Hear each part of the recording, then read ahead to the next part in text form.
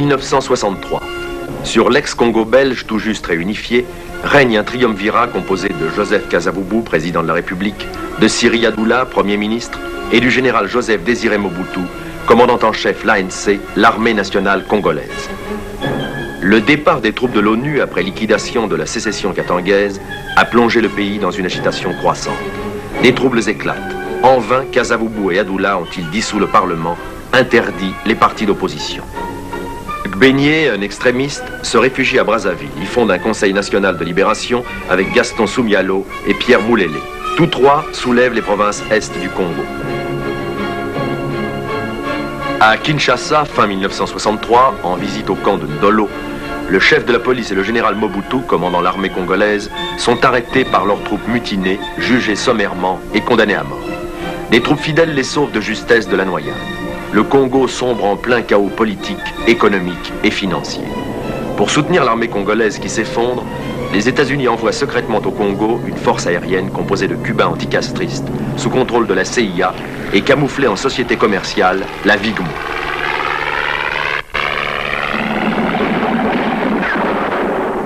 Malgré cet appui aérien, les troupes gouvernementales lâchent pied partout. Il ne faudra rien moins que la présence du général Mobutu lui-même en première ligne pour stopper la débandade dans la province du Kivu, épicentre de la rébellion.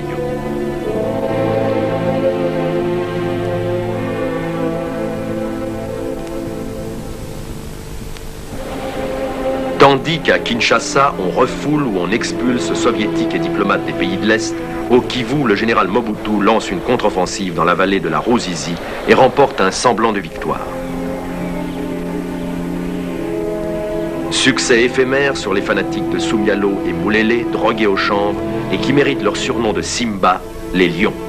La rébellion fait tache d'huile, dans un climat d'atrocité et d'effroyable sauvagerie. Le Congo est au bord d'une catastrophe aux conséquences internationales imprévisibles.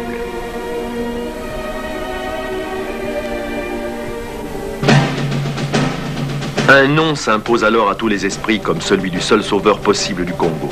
Celui d'un proscrit exilé en Espagne où il bout d'impatience dans l'attente d'une revanche. Cet homme est un ancien rebelle, c'est l'ex-président du Katanga libre et sécessionniste, Moïse Tshombe.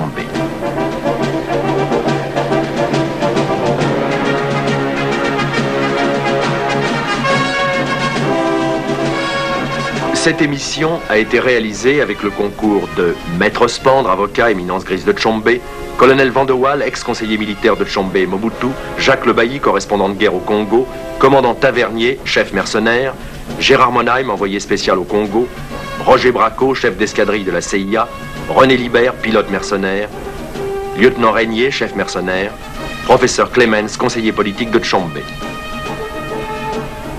Partout indésirable, Tshombe a fini par trouver refuge en Espagne. Depuis un an, il y soigne les séquelles d'une tentative d'empoisonnement perpétrée contre lui peu avant sa fuite du Katanga. Il a gardé partout des amitiés, d'innombrables contacts. Il dispose de troupes repliées en Angola et surtout du fabuleux trésor de guerre du Katanga mis à l'abri en Suisse sur des comptes à numéros. J'ai déjà pris combien de risques depuis que je m'occupe de la politique. Donc c'est quelques adversaires pourront toujours continuer à tenter de m'empoisonner, comme ils l'ont déjà fait plusieurs fois. Cela ne m'empêche pas à moi de retourner au Katanga parce que je dois rentrer au Katanga. Tshombe n'avait jamais envisagé de revenir au Congo comme Premier ministre du Congo. Tshombe voulait créer le Katanga, il avait l'âme katangaise et le Congo n'était pas une de ses préoccupations. Le Congo sombrait à nouveau dans le chaos. Les forces moulélistes avançaient et déferlaient de partout. C'était presque la fin. L'armée nationale congolaise décroche dès que les rebelles, que l'on appelle les Simba, les lions, se présentent. Il était absolument indispensable que Tshombe revienne à Kinshasa parce qu'avec lui, il ramenait ses techniciens et il ramenait surtout ses bataillons qui étaient en Angola. Il y avait de l'armement en Angola, il y avait de l'armement au Katanga. Il y avait là donc toute une armée qui était la seule armée qui pouvait s'opposer aux rebelles. Encore un nouveau bluff, puisqu'il y a là quelques milliers de réfugiés qui ne sont pas armés, qui ne représentent rien, avec au départ 50 mercenaires, mais quand ils rentreront, il n'y en aura plus que 7. Le président Kasavubu a convoqué Mobutu Et Mobutu lui a dit, les Simba vont arriver à Léopoldville, un seul homme peut nous sauver, parce que lui nous amènera les mercenaires, c'est Tshombe. Et il était impossible de lui demander ce service-là sans lui fournir la place de Premier ministre au minimum. Ce qu'on propose à Tshombe, c'est la chose suivante. Kasavubu est chef de l'État, Tshombe sera chef du gouvernement, Mobutu est chef de l'armée. Le gouvernement belge, véritablement, l'a fait venir ici à Bruxelles et dans un hôtel de Bruxelles, il a subi pendant une nuit entière des pressions de gens qui lui ont expliqué qu'il pourrait refaire revivre le Katanga, qu'il pourrait faire prospérer le Congo, que c'était pour le bien-être des Africains, etc., etc. Et finalement, il a succombé. J'ai préparé un programme que j'estime indispensable pour redresser le Congo. Et quel est ce programme, M. Tshombe? Je ne vais pas le divulguer pour le moment. Mais c'est un programme politique ou économique? Un programme politique et économique également.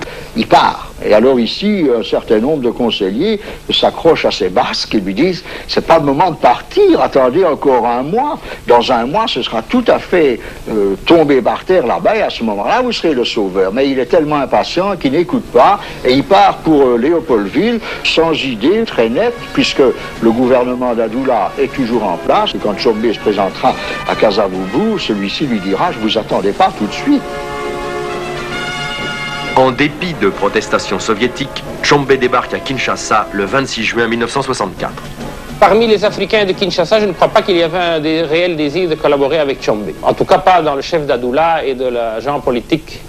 Il y avait peut-être un désir de collaborer de la part de Mobutu. Tshombe se voit déjà à ce moment-là non seulement président du Conseil, mais par la suite président de la République. Tshombe va occuper le poste de Premier ministre qu'Adoula lui cède pour 3 mois. Nous sommes très contents parce que toute la population congolaise est derrière nous. C'est ça notre force. Et nous sommes là pour trouver des solutions à leurs problèmes. Il n'y a pas d'opposition pour le moment? Il y a l'opposition de quelques personnes, mais pas de la population. Toute la population est avec nous. Tshombe devient Premier ministre, ce qui est assez curieux quand même. Passé de la sécession, de l'exil, il revient, le voilà Premier ministre. Cachant son hostilité sous un sourire de commande, le président Kasavubu accueille son nouveau Premier ministre pour la rituelle prestation de serment. Je jure fidélité aux lois du Congo et au chef de l'État. Le triomphe de Tshombe va durer 10 mois. Sitôt investi, il forme un gouvernement de salut public avec en tête 2 amis fidèles, Munongo et Kalonji. Monsieur Munongo Godefroy, ministre de l'Intérieur et de la fonction publique. Monsieur Mamboleo Léon, ministre de la Justice. Monsieur Kishwe, ministre des Mines et Terres. Et lorsque M. Tshombe me présente ses nouveaux ministres, il hésite, s'embrouille. Tout s'est passé si vite qu'il ne connaît pas encore très bien son équipe. Ministre de l'Agriculture. Monsieur Lubaya, ministre de la Santé. Monsieur Ndoua Ndano, ministre de la Jeunesse et Sport.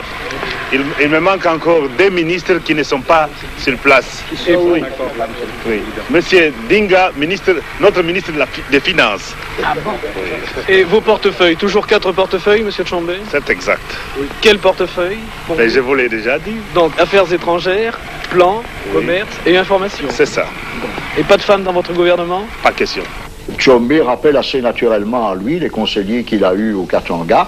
Il m'a appelé à Kinshasa, où j'ai travaillé avec lui pendant les 10 mois où il est resté au pouvoir. Il n'y avait pas de front commun autour de Tshombe. Il y a les Français, il y avait les Belges, il y avait les militaires, il y avait les civils, il y avait les juristes, il y avait les autres. Enfin bon, il y a un certain nombre de personnes qui se sont toujours tirées dans les pattes en quelque sorte. Et si nous devons tenir compte de tout ce que M. Tel a dit, tel a dit, mais on ne fera jamais quelque chose de sérieux au Congo. Revient avec Tshombe les officiers de l'armée belge. Le fameux colonel Van de Waal à leur tête. Monsieur Spaak me demande de partir à Léopoldville pour voir ce qui s'y passe, au moment même où Tshombe me demande comme conseiller militaire. Je me trouve donc le 7 août à Léopoldville, Tshombe me reçoit, et il ne sait trop que faire de moi comme conseiller militaire, et me repasse au général Mobutu. Le général Mobutu m'expose quelle est la situation, elle est extrêmement mauvaise. Se développent 2 rébellions qui ne sont plus des sécessions, mais qui sont des rébellions, ici, dans les Kasaï de nouveau, et dans le nord du pays, du côté de Stanleyville, Buta, etc. Les Simba étaient des Noirs fanatisés et qui, sur les instructions de leur chef Moulélé, Soumialo, Gbenye, qui avaient reçu eux-mêmes leurs instructions de Pékin, avaient décidé que l'Afrique devait revenir à ses sources, que tout ce qui avait été européanisé devait disparaître. Les Simba croyaient notamment qu'ils avaient la dawa. La dawa, ça consistait à pouvoir braver les balles. C'est ceux qui leur remettent les sorciers ou les chefs coutumiers à leur naissance. Et c'est ceux qui leur ont mis après les sorciers pour faire la guerre, en leur disant avec ça, les balles ne seront que des gouttes d'eau, ne portez rien d'européen sur vous à part le caleçon. C'était le fameux cri Maï Moulélé, ce qui veut dire l'eau de Moulélé. Il suffisait de prendre un bain dans certaines rivières pour être invulnérable pour les cartouches que l'armée nationale tirait sur eux. Les Simba combattaient complètement nus la plupart du temps. Qu'un Simba s'avançait, lui il vous loupait parce qu'il était chanvré à mort, mais il fallait 2, 3, 4, 5, 6 balles avant de le mettre au sol. Il avait 3 blessures mortelles. Il était interdit de vendre du tuyau de cuivre et du tuyau de plomb aux Noirs, parce qu'ils en faisaient des poupous, une espèce de fusil chargé de mitraille, de boulons. Et quand vous prenez un coup de poupou, ça faisait un trou comme ça. Leur petite manie, c'était le trou d'éléphant. Sur les pistes, ils creusaient un trou. Et puis ils recouvraient bien ça, et ils refaisaient les empreintes de véhicules avec des morceaux de pneus. Puis quand vous arrivez, le Benadjup. Parti du Kiwu et du Kwilu, la révolte des Simba gagne rapidement la moitié du Congo. Lors de l'arrivée des Simba à Stanleyville le 3 août et la prise de la ville terminée le 7 août, le consul des États-Unis, Hoyt, et tout son personnel, ses chiffreurs, ses adjoints, etc., sont restés à Stanleyville et sont devenus les prisonniers des Simba. Des choses abominables se sont passées, notamment à Stanleyville, où le chef du gouvernement, Soumialo, a de ses propres mains égorgé le maire de Stanleyville, lui a arraché le cœur, l'a mangé palpitant. Il violait toutes les nonnettes, et toutes les nonnes et toutes les infirmières. Les religieuses devaient, au son du tam-tam, danser autour du feu. Alors elles dansaient pendant que les Simba buvaient n'importe quoi et fumaient le chanvre. Quand le bûcher s'éteignait, le commandant des Simba violait la mère supérieure qui avait 80 ans. Ses adjoints violaient les filles qui avaient 70 ans, 72 ans et ça dégringolait. Mais il y avait le viol hiérarchique. Au nord de Stanleyville, on retrouvera les cadavres mutilés de 30 de ces religieuses. Ce n'est pas à la gloire de la France de dire que l'unique contact qu'avait Stanleyville avec le monde dit libre était par le téléscripteur de l'ambassade de France. L'aide chinoise apportée aux Moulélistes était importante parce qu'elle était surtout donnée en équipement. On a retrouvé un certain nombre d'armes légères chinoises, notamment dans la région de Stanleyville, Kisangani et dans la région de Buta. Et il commençait une organisation. On a retrouvé des documents, on arrivait vraiment à une république populaire. Et l'organisation interne, politique, était en place. Précisément le 7 août, au moment où j'arrive, Stanleyville est définitivement pris et que toute une partie du Congo va basculer dans la rébellion parce que l'armée ne tient pas. Moulélé est donc le personnage qui dirige la rébellion du Sud, et Soumialo est le personnage qui dirige plutôt la rébellion du Nord-Est. Moulélé est un espèce de saint laïque, mais de fou également, qui n'a aucune culture politique. Soumialo, par contre, c'est un véritable général d'opérette. C'est un type qui adore mettre des képis, qui adore mettre des anciennes décorations belges-françaises qu'il a trouvées à gauche, à droite, et qui n'est certainement pas un type très sérieux. Lors de la grande rébellion de Stanleyville, il a fait massacrer des milliers de gens devant le monument à la mémoire de Patrice Lumumba, couper les jambes de ses propres soldats lorsqu'ils n'obéissaient pas exactement à ses ordres. Il a fait ouvrir le feu sur les Blancs à plusieurs reprises. Il a fait manger le drapeau américain au consul des États-Unis. Alors voilà les gens que soutenait le tiers-monde et avec qui la France conservait des rapports amicaux. À Kinshasa, le colonel Van de Waal met au point un plan visant à reconquérir Stanleyville pour y sauver les otages prisonniers des Simba. On a proposé au général Mobutu, qui a accepté, à M. Tshombe, qui a accepté de faire converger sur Stanleyville un certain nombre de petites colonnes, pendant que moi je revenais en Belgique pour expliquer à M. Spaak que, à mon avis, il était fort possible de faire face à cette rébellion moyennant un tout petit renfort d'une cinquantaine d'officiers et de sous-officiers que j'ai obtenu. Pendant ce temps, le général Mobutu avait lui passé une commande de mercenaires. Il avait commandé 1000 mercenaires à un certain Neik Hoor.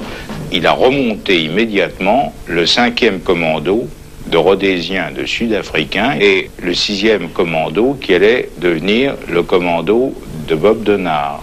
Tshombe voulait son groupe français. Il y avait des anciens d'Indochine, il y avait même des anciens de Corée, et il y avait des anciens d'Algérie. Nous avons tous connu la guerre subversive.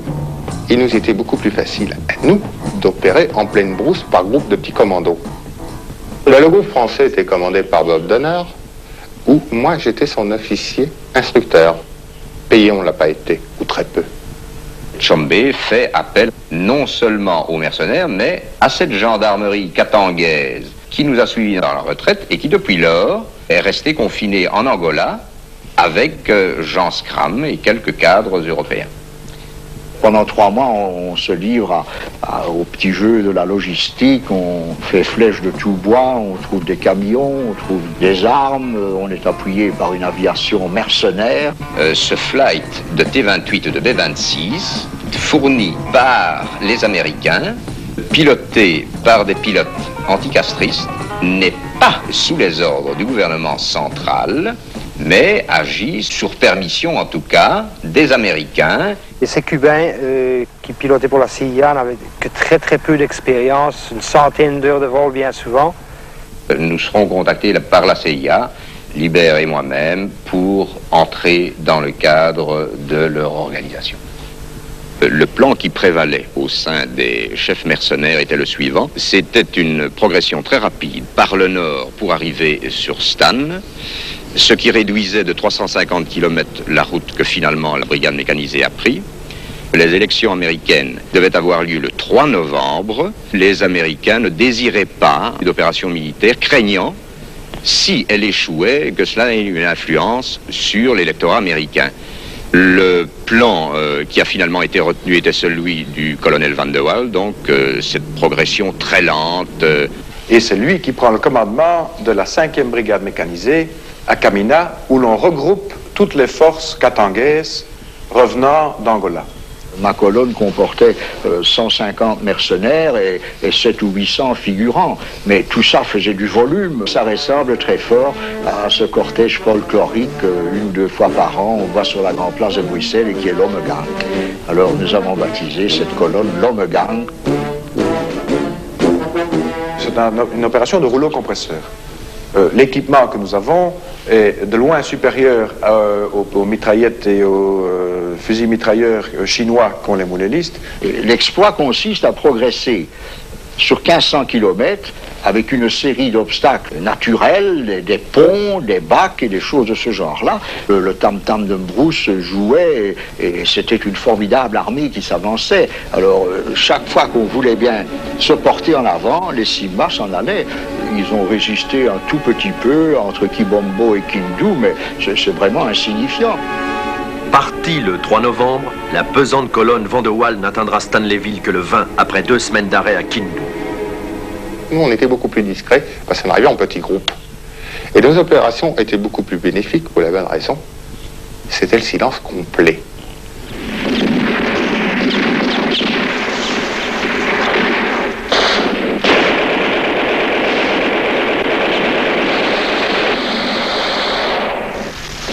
La lutte est sans merci. Tout blanc capturé par les Simba est massacré après d'effroyables tortures. Le but de la 5e brigade est d'arrêter l'avance mouléliste dans tout le nord du Congo. De reprendre Stanleyville, où des centaines d'Européens sont à ce moment-là prisonniers et otages des moulélistes. Là, il y a un missionnaire américain qui est un major de réserve. Il est médecin, il s'occupe d'environ une population de 100 000 indigènes. Le pasteur Carlson était un agent de la CIA à Stanleyville et c'est ce qui a poussé la CIA à préconiser des aventures qui, je crois, ne seraient pas survenues si Carlson n'avait pas été un personnage important de la CIA. Et les Simba arrivent chez lui, trouvent la radio, il est américain, il a une radio, il est espion. On l'arrête. Et on le met en prison à Buta où on le laisse pendant tout un temps. Carlson est amené à Stanleyville et on déclare que le 15 novembre, Carlson a été jugé par une cour du peuple et qu'il va être exécuté le 16 ou le 17 suivant. L'affaire Carlson va aux États-Unis être prise en charge par la presse, la radio, la TV, le seul missionnaire pour 100 000 indigènes qui va être exécuté. Les autorités américaines aussi sont arrivées à la conclusion qu'on ne sortirait pas Hoyt de sa prison sans une opération militaire. Et ils craignent que ma colonne, qui se trouve à Kindu à ce moment-là, ne soit retardée par une série d'obstacles. Et c'est ainsi que vers le 8 novembre, on décide de faire cette opération Dragon Rouge, qui est le saut des parachutistes belges transportés par les avions américains sur Stanleyville. Le 24 novembre 1964, l'opération Dragon Rouge se déclenche. Généreusement, Tshombe a pris sur lui d'autoriser cette mission dernière chance de sauver les otages de Stanleyville. Sa décision d'autoriser le parachutage sur Stanleyville était pour lui un suicide politique. Il se ruinait aux yeux de toutes les nations africaines, de toutes les nations asiatiques. Donc le 24 novembre, il y a eu la jonction entre les parachutistes belges transportés par les avions américains et la colonne de l'Omegang qui arrivait de Kindu. Et nous arriverons dans les 2-3 heures qui suivent le parachutage à temps pour sortir des otages dispersés en brousse et pour reprendre la succession. Plus de 1000 otages vont être sauvés, mais par contre, il va y avoir 80 tués, dont le docteur Carlson. Celui qu'on voulait sauver va être tué dans cette affaire. À travers Stanleyville reconquise, commence alors la chasse aux moulélistes et à leurs complices.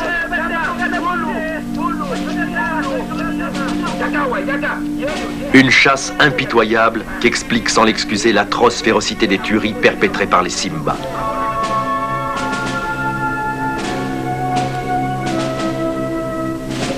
Parmi les fanatiques moulélistes, beaucoup de jeunes femmes qui de leurs mains ont égorgé des dizaines de victimes. Mais les pires des tueurs Simba, les plus sadiques, les plus féroces, se révèlent être des gamins à peine sortis de l'enfance et enivrés de chanvre et d'alcool par leurs sorciers.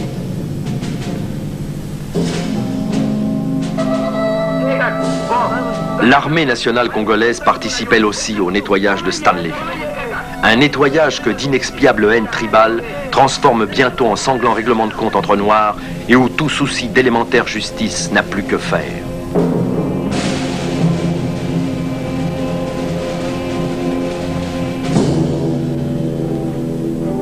À vrai dire, comment garder son sang-froid et sa sérénité devant les charniers abominables que l'on découvre partout? Blancs et noirs mêlés, massacrés au cours d'une même et sanglante boucherie, et portant souvent les traces d'un atroce cannibalisme rituel. Souvent aussi, l'exécution des otages s'est accompagnée de tortures et de mutilations d'une sauvagerie inouïe, dont de rares rescapés sont des témoignages vivants. Les Européens libérés qui, pour la plupart, ont vu leurs femmes violées, leurs enfants, leurs parents massacrés sous leurs yeux, restent comme hébétés d'horreur. Alors se pose pour le gouvernement des États-Unis et pour le gouvernement belge le problème de faire face à la levée de boucliers qui, comme toujours, se déclenche à New York, aux Nations Unies, au Conseil de sécurité qui est réuni, et ils admettent de faire une seconde opération sur police et puis de retirer les parachutistes belges, opération qui se place entre le 27 et le 28, et à partir du 30 novembre, l'Omegang reste tout seul, avec comme charge de liquider ce qui reste, parce que si on a sauvé les otages de Stanleyville, il y en a tout autant qui sont à l'intérieur du pays. Alors, il y a toute une série d'opérations qui sont montées pendant le mois de décembre par l'Omegang et par les différentes colonnes et qui vont encore aller rechercher un certain nombre d'Européens, de colons, de missionnaires qui sont dans la brousse. Mais au Conseil de sécurité, l'opposition se déclenche. Il y a des interventions égyptiennes, des interventions algériennes, des interventions soviétiques. On dénonce le génocide commis par Van der Waal. On évoque Oradour-sur-Glane. Bref, j'ai donc eu les honneurs d'une expulsion, mais diplomatique cette fois-ci.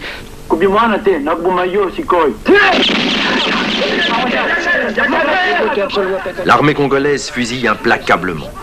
Et certains officiers mercenaires appliquent eux aussi une justice tragiquement expéditive vis-à-vis des moulélistes.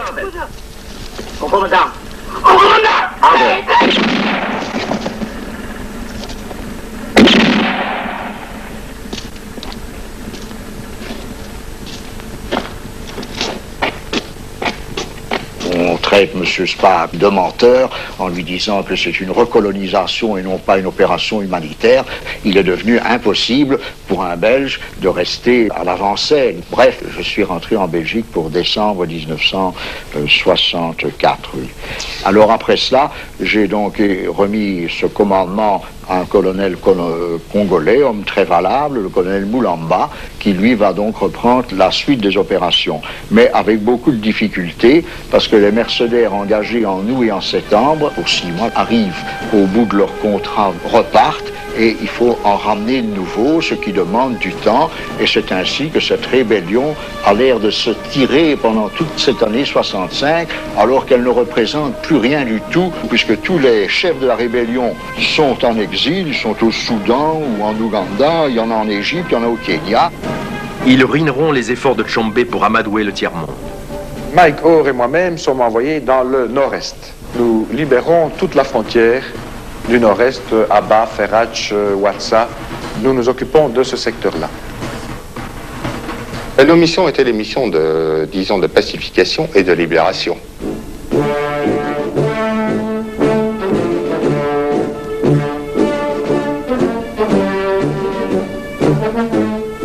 Par la même occasion, nous avons ramené des véhicules, des barges de caoutchouc, de café, et ainsi de suite. Pour certains mercenaires, l'opération salvatrice tourne à la bamboula. J'ai vu une villa, j'ai écouté le Frigidaire René, merveilleux tout de suite, boire une bière Simba. Je m'excuse, la bière s'appelait Simba aussi. Et bien malheureusement, que trouvais-je dans ce frigo? Un morceau de cuisse et un morceau de bras. Qui n'avait pas d'erreur possible, provenait d'un blanc. Parmi les Noirs, il n'y a plus ni civils ni soldats de l'ANC, plus rien que des pillards, tous confondus.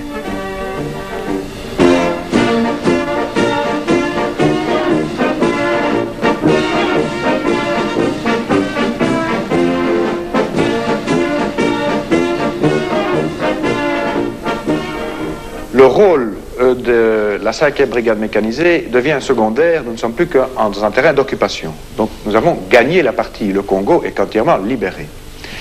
Ne reste plus alors sur place, tout doucement, que les officiers mercenaires, les officiers katangais et les bataillons katangais. Mais dès que les opérations ont été terminées, Tshombe a recommencé son petit jeu politique et a laissé un peu Mobutu à l'écart.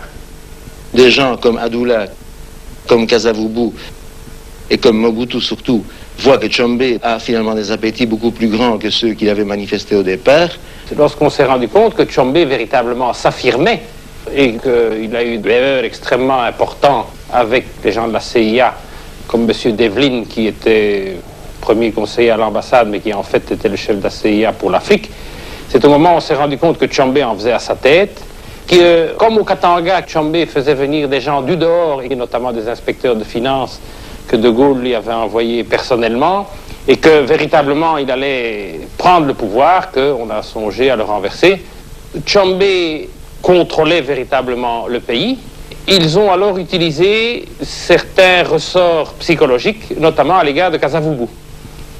On a fait valoir à Kasavubu que lui était le président et qu'il devait donc être le chef, qu'en fait Tshombe prenait de plus en plus d'autorité, que Tshombe allait viser à la place de président lorsqu'il y aurait des nouvelles élections présidentielles, et que lui, Kasavubu, avait le pouvoir de destituer Tshombe.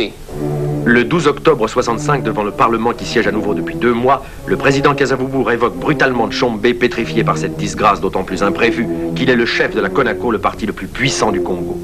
Et à ce moment-là, s'est posé le problème de savoir si Tshombe allait accepter de renoncer à la place de Premier ministre ou s'il allait recourir à la force. M. Kasavubu ne tenait plus compte de la légalité, ne tenait plus compte de la Constitution. Il allait tout droit dans l'illégalité. Il y a eu parmi les conseillers de Tshombe 2 tendances. Et les uns préconisaient le retour sur Léopoldville des gendarmes katangais. Tshombe pouvait prendre le maquis et revenir avec ses troupes. Et il y avait les gens qui préconisaient la légalité. Kasavubu désigne un nouveau gouvernement, place à sa tête Kimba, un ancien fidèle de Tshombe, devenu son adversaire. Lorsque Kimba a été nommé Premier ministre, Tshombe a de nouveau eu la majorité et Kimba n'a pas pu avoir l'investiture. Devant cette impasse sur le plan politique, ceux qui avaient préconisé cette politique en sont réduits alors au coup d'État. C'est alors qu'on va chercher Mobutu et que Mobutu dit « moi j'en ai assez des politiciens » et il prend le pouvoir lui-même. Il a vu de nouveau le pays sombrer dans le chaos. Il s'est dit ici, on va recommencer de nouveau avec les petits jeux politiques, les disputes et les clans qui vont se refaire. Si nous voulons garder le Congo entier et solide, il faut éliminer Tshombe. Lorsque le général Mobutu prend le pouvoir le 24 novembre 1965, en fait, c'est l'armée nationale et les dirigeants de l'armée nationale qui décident de prendre le pouvoir et qui nomment le général Mobutu président de la République. Mobutu est désormais l'homme fort du Congo, rebaptisé Zaïre. Je ne vais pas toucher un seul centime comme président de la République. C'est mon traitement de lieutenant général de l'armée nationale que je continuerai à percevoir. Vous allez être président de la République pour 5 ans. Ça continuera pendant 5 ans. C'est absolument nécessaire selon vous. Pour quelles raisons? Pour les raisons, n'est-ce pas, que jusqu'ici, nous avons constaté, je dis nous, pas moi, c'est-à-dire l'ensemble des chefs militaires, qu'il manquait de discipline chez nos hommes politiques. Alors pendant 5 ans, nous allons imposer la discipline dans tous les domaines, politiques, économiques, financiers. Vous rétablirez rapidement la paix sur tout le territoire? C'est la tâche à laquelle nous allons être appelés. Et vous aurez les mains plus libres que du temps des politiques? Mais bien sûr, j'ai toute mon armée avec moi. Tout est maintenant entre les mains, n'est-ce pas, du général Mobutu et de l'armée nationale. On s'est débarrassé d'un certain nombre de personnages qu'on a simplement renvoyés en Belgique, ou en France ou ailleurs. La position de la Belgique, au moment où Mobutu est arrivé au pouvoir, a été de laisser faire. Tshombe croit, lui, que Mobutu a pris le pouvoir pour le lui remettre. Et je n'ai jamais vu, de toute ma carrière de journaliste, un homme aussi effaré, aussi étonné, que lorsque nous avons dû démentir cette information. Tshombe était persuadé que le général allait venir avec des autres officiers pour lui offrir la présidence de la République du Zaïre. Tshombe rêve éventuellement de ramener ses gendarmes katangais, mais il a perdu une partie de son prestige et puis de sa dynamique propre. Les officiers qui dirigent les gendarmes katangais sont des officiers belges. Le quartier général, ce sont des Belges également. Et Tshombe est réduit à l'inaction. Pour le moment, nous allons essayer de faire tout pour aider le général Mobutu, parce qu'il est décidé de mettre de l'ordre au Congo. Nous sommes décidés aussi de l'aider. En fait, la position de Mobutu n'a cessé de se raffermir. Il avait autour de lui une armée qui était de plus en plus aguerrie et de plus en plus fidèle.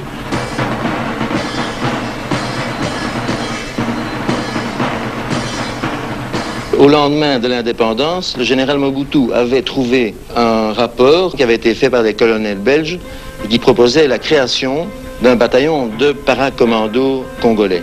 Ce rapport était tout simplement annoté de la façon suivante: non, un nègre est incapable de sauter en parachute. Au moment où Mobutu est devenu commandant-chef de l'armée, il a voulu créer un bataillon de parachutistes.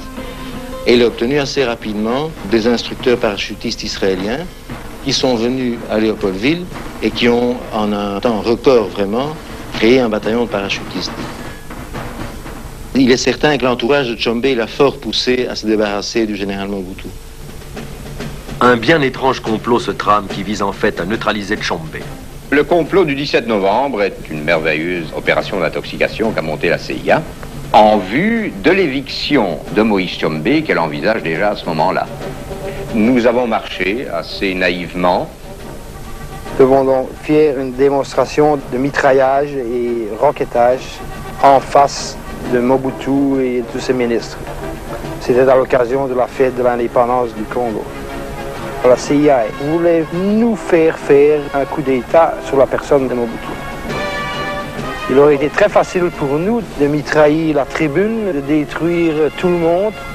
Le soir même, Tshombe devait être retiré de la villa, surveillée déjà à l'époque par les parachutistes congolais.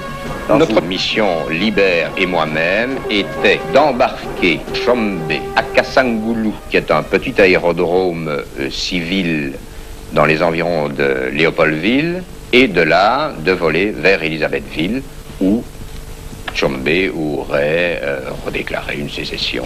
Personnellement, je ne crois absolument pas que la personne du général Mobutu ait été mise en danger. Et jamais rien ne s'est passé. Et le lendemain, c'est-à-dire le 20, nous désirons en tout cas aller prendre le petit déjeuner dans un hôtel de Goma. Et dès notre entrée dans cet établissement, le patron, affolé, nous demande de vider les lieux car il vient d'entendre à la radio qu'un complot a été éventé et nous sommes, en fait, nous dit-il, condamnés à mort pour atteinte à la sûreté de l'État. Nous avons été à ce moment-là rappelés par la CIA immédiatement. Ils ont mis un avion à notre disposition qui nous a conduits au Katanga. Et là, pendant une semaine, nous sommes restés cachés dans un hôtel. Nous avons appris que notre photo était dans les journaux, que nous allions tuer Mobutu, que toute personne qui nous voyait pouvait nous tuer à bout portant.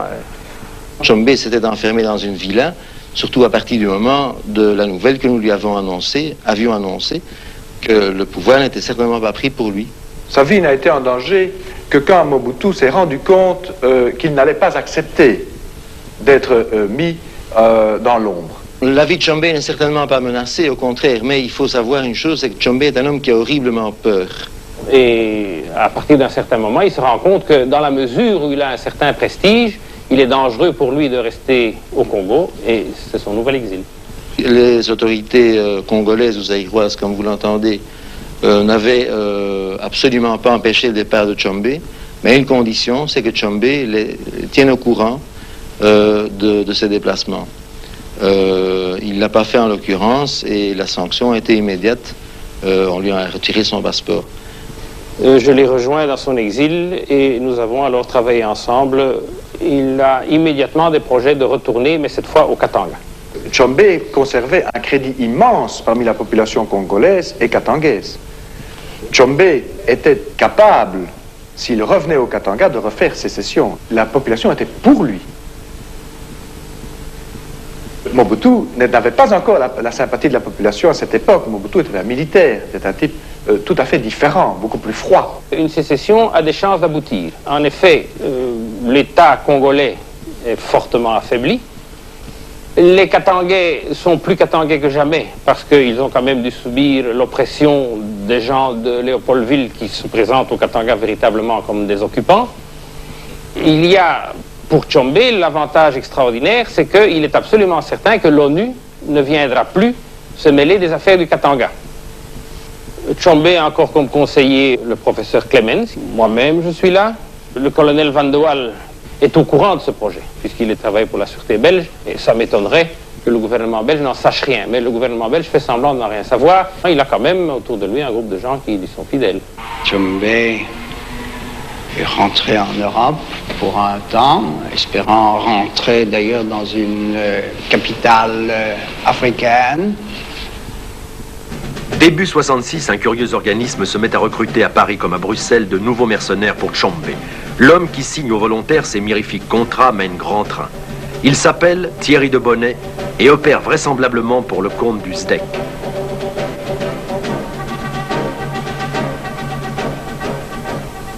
Le camp d'Ardèche avait été créé avec des accords de certaines personnalités françaises pour Tchombé.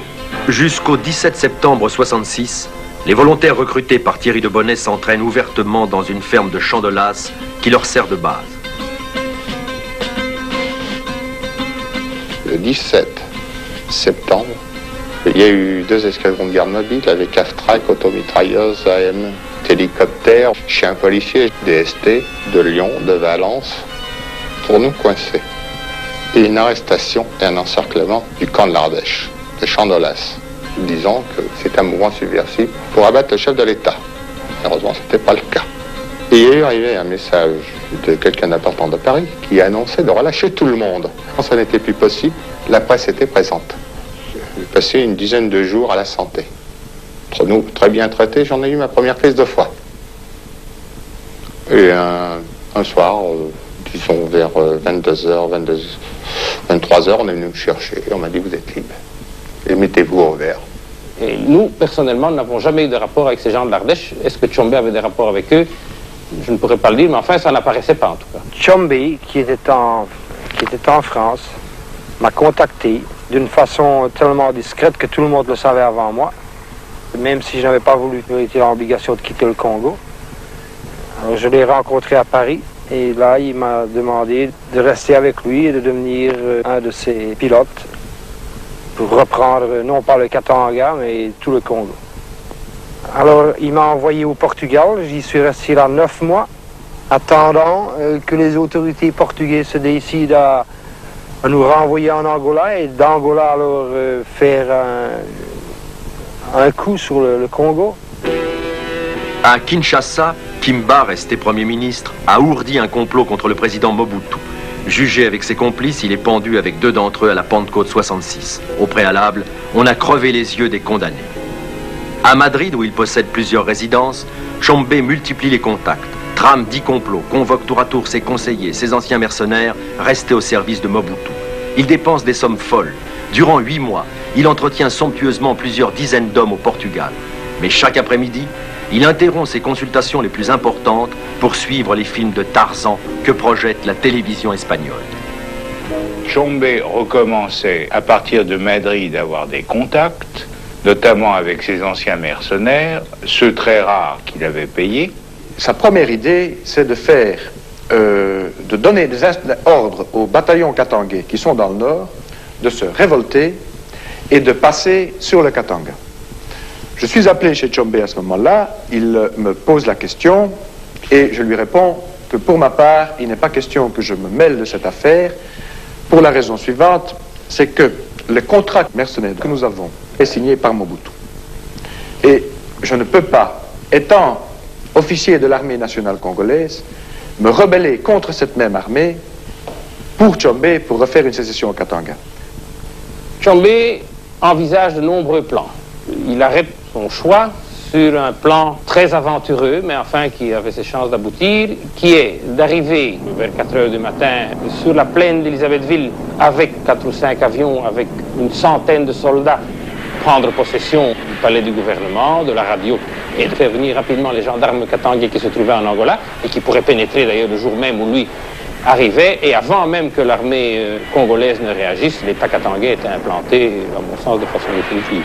Il avait en Angola une armée de nouveau, de gendarmes katangais, qui était assez bien armée et qui représentait 4 à 5 000 personnes. Il y avait un recrutement mercenaire qui devait venir de l'Angola, donc il fallait transporter les gens d'Angola vers Elisabethville pour soutenir cette force minime qui avait pris pied et qui ne comptait que sur les renforts d'Angola. Dans un premier temps, c'était cela. On a recruté un groupe de Belges, à la tête de qui on a mis Scram, et on a mis à la tête du groupe français, parce qu'on a recruté des Français, un certain Suèdre, qui était en exil en Espagne à l'époque. Le plan de Tchombé a toujours reposé sur la force katangaise qui subsistait au Congo, qui était pas satisfaite parce qu'il y avait des discriminations au sein de l'armée nationale. On imaginait un soulèvement de cette force katangaise aux alentours de Stanleyville, et en même temps, on comptait sur le 5e commando, un commando sud-africain, qui devait prendre l'Elisabethville, conjointement avec le soulèvement des gendarmes à Stanleyville. Par un artifice assez facile, les troupes, fin de contrat, devaient rentrer en Afrique du Sud, et les troupes fraîches qui revenaient d'Afrique du Sud vers le Katanga, au lieu d'atterrir à Albertville, devaient atterrir à Elisabethville, prendre le contrôle de la ville en attendant l'arrivée de Moïse Tshombe. Nous avions obtenu l'autorisation du gouvernement portugais de préparer le débarquement à Elisabethville. Il y avait donc des avions en Rhodésie. Ces avions ont été amenés à Luanda. On y a embarqué les armes. On a envoyé une partie de mercenaires à Luanda. Et on était les pilotes de ces avions pour transporter ces mercenaires là-bas à certains aérodromes au Congo. La position des Portugais dans cette affaire ne peut pas être précisée de façon monolithique. Et à l'époque, il y a Salazar qui est favorable à Tshombe. Salazar aime bien Tshombe. Salazar a donné des ordres personnels à M. Silva Paes, qui est le chef de la PIDE, pour fournir à Tshombe toute l'assistance nécessaire. Silva Paes, de son côté, a délégué d'autres personnes qui veillent à l'installation des mercenaires sur le territoire portugais. Tout ça a foiré parce que le pivot de l'opération était Peters, qui avait remplacé Or à la tête du 5e commando, et Peters n'a pas marché dans le coup, a dévoilé les propositions qu'on lui avait faites et le plan par la même occasion à Mobutu, et cette opération aérienne sur Elisabethville n'a pas eu lieu, bien que les gendarmes, eux, se sont soulevés à Stanleyville avec les conséquences que ça a eu. Et il y a juste Schramm qui se révolte, entraînant Donard dans sa révolte, contre son gré, mais obligé de suivre, parce qu'il n'avait pas d'autre possibilité que de suivre. Il ne faut pas oublier qu'à Stanleyville, il y a un régiment de Katanga. Cette opération avait des chances de réussir si Bob Donard et moi-même l'avions joué à fond. Il est bien certain que nous avions, à cette époque-là, les forces nécessaires, non pas pour monter sur Kinshasa, où nous serions trouvés devant les parachutistes de Mobutu, non, mais pour reprendre le Katanga. Si Donard n'avait pas été blessé, ils auraient réussi l'opération. Hélas, Donard est blessé par accident, il est évacué et c'est Schramm qui se trouve tout seul avec toute l'opération sous le dos. Il est fort lent à bouger, il bouge lentement, mais hélas, pour lui, il s'arrête à Bukavu. Et là, dans la cuvette de Bukavu, il se fait encercler. C'est un peu comme la cuvette de Bien Bien Phu, si vous voulez, mais en petit. Il est encerclé. Il est dos au Rwanda, un pays étranger. Il a devant lui les forces armées congolaises, avec les bataillons parachutistes de Mobutu entraînés en Israël, donc des forces valables. Pour lui, c'est la fin. Tshombe essaye, en engageant de nouveaux mercenaires par le canal de l'Angola, de lui envoyer des renforts, de faire une opération de jonction avec lui. Cette opération échoue parce que les Portugais ne jouent pas dedans. Schramm ne doit son salut au ministre des Affaires étrangères de l'époque qui négocie son retrait sur le Rwanda et son repatriement ici en Europe.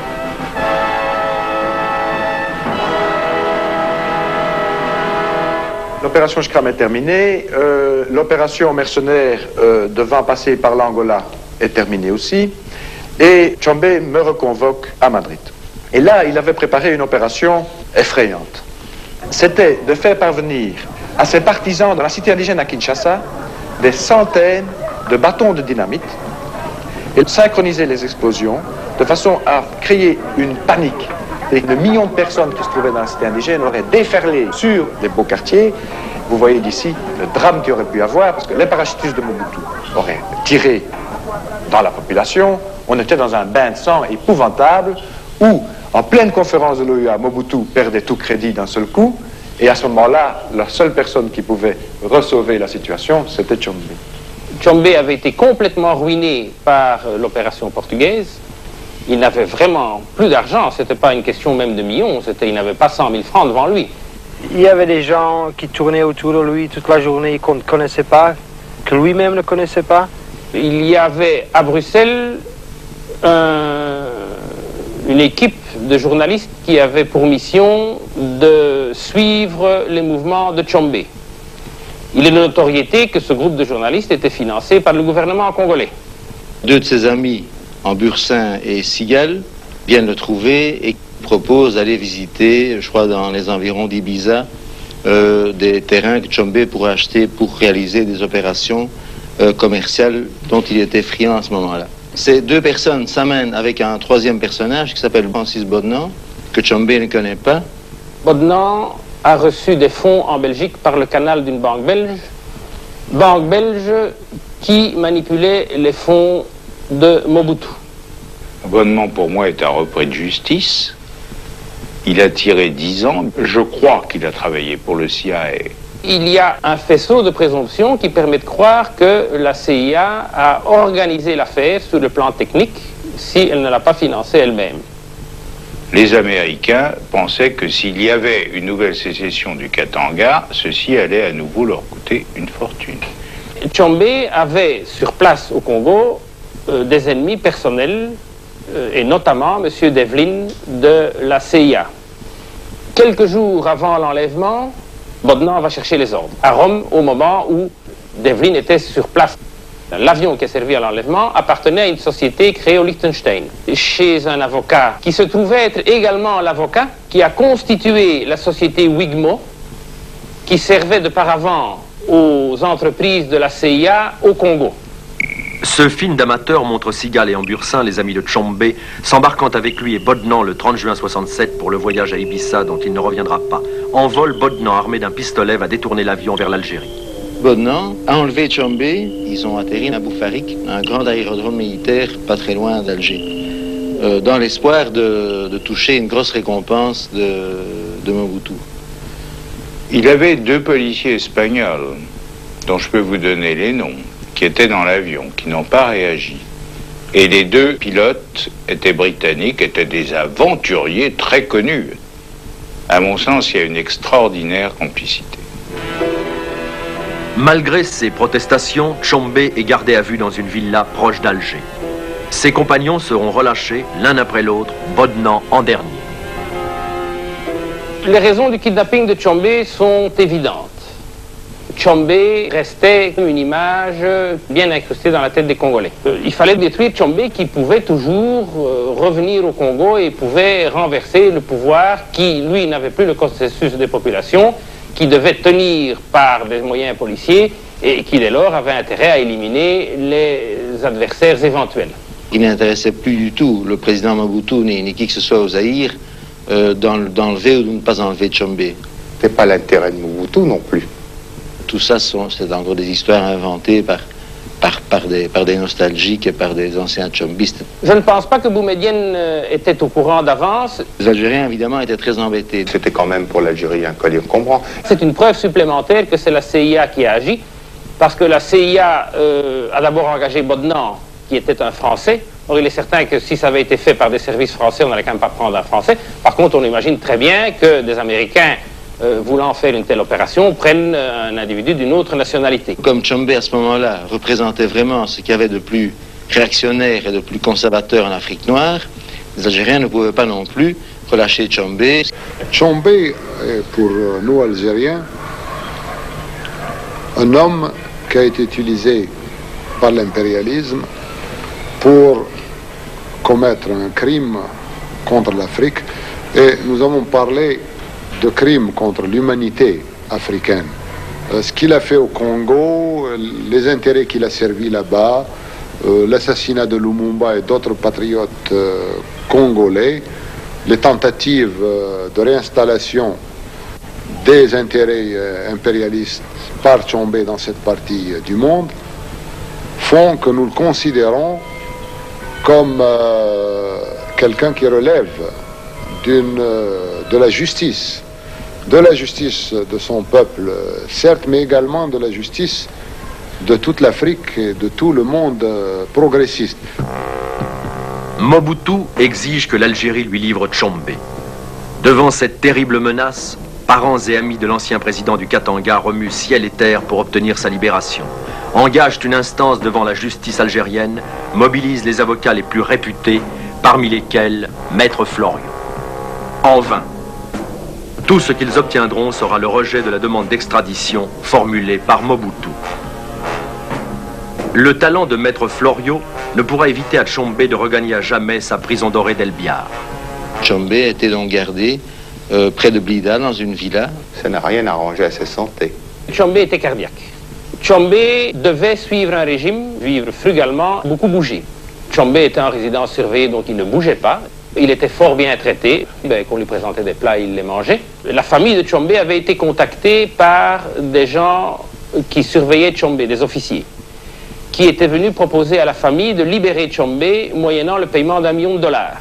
Et nous avons demandé à ces gens de demander à Tchombe un écrit, et Tchombe a écrit cette lettre, et dans cette lettre, il y a là une série de mots africains qui veulent dire en Lunda, attention, ce sont des escrocs. Ce qui nous a fait plus ou moins couper les ponts. Nous avons entrepris de le délivrer, mais il était depuis 1 an et demi déjà incarcéré. L'opération a été montée financièrement par Thierry de Bonnet.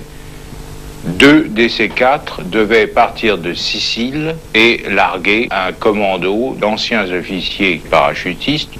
Thierry de Bonnet, qui était un escroc notoire, qui venait de tirer 1 an et demi de prison, avait réussi à gagner à la fois la confiance, si tant est que c'était la confiance de certains Katangais, voire même de certains Belges, et de mettre la mafia dans le coup. Ce qui était fort intelligent puisque les avions, les DC-4, démarraient de Sicile. Le 28 octobre 1968, nous avons tenu un conseil de guerre à Auxerre. Nous devions aller chercher Tchombe dans une opération du style Scorzini libérant Mussolini. Je devais faire une visite médicale à l'hôpital d'Alger. Je crois, si mes souvenirs sont bons, l'hôpital Mustapha. Et entre la ville où il était et l'hôpital, il y a 50 km. Et il y a un moment, il y a une zone à peu près, disons, désertique. On devait arriver là-dessus, être parachuté là-dessus, le libérer, et il devait embarquer par un petit coucou, et nous, on devait gagner la Kabylie. Je crois que c'était un guet-apens, un piège. Parce que la Kabylie, à cette époque-là, faisait un mouvement de rébellion envers le gouvernement de Boumedienne. D'ores et déjà, les journaux algériens titraient « Tchombe, en tentant de s'évader, a été tué ». C'était une occasion de le tuer officiellement lors d'une évasion. Thierry de Bonnet, en revenant d'Auxerre, où nous avions tenu notre dernier conseil de guerre, Thierry de Bonnet s'est tué au volant de sa voiture. L'opération a échoué. Le 30 juin 69, 2 ans, jour pour jour après son enlèvement, Tchombe meurt subitement en prison. Boumedienne a eu la prudence d'avoir 11 experts pour examiner le corps de Tchombe. Ils ont conclu à une mort due à une attaque cardiaque. Les photos que nous avons vues de Tchombe sur son lit de mort nous le montrent extrêmement gros. Il avait beaucoup grossi. Donc, il est probable que tout cela ait pu provoquer une crise cardiaque. On m'a appris à tuer de différentes façons que le corps médical ne peut pas reconnaître. Ils ne peuvent pas voir qu'est-ce qu'il y arrive. Ils ne peuvent que voir mort naturelle. Il y avait quand même des gens qui avaient le désir de supprimer Tchombe. Les Algériens ont confié son autopsie à un officier militaire français qui a prélevé les viscères, les a emportés à Marseille et on n'a jamais connu le résultat de cette expertise.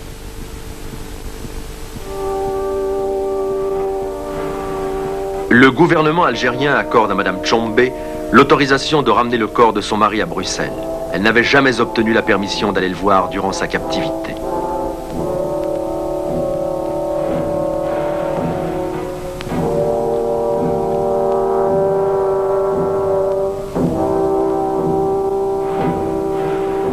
Ces derniers fidèles feront à Tchombe des obsèques de grand homme d'État.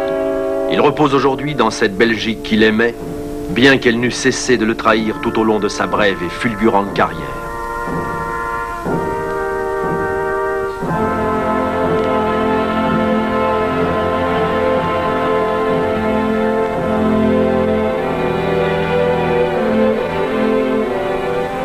En l'abandonnant, et surtout en écrasant le Katanga, peut-être le monde occidental a-t-il perdu sa dernière chance en Afrique.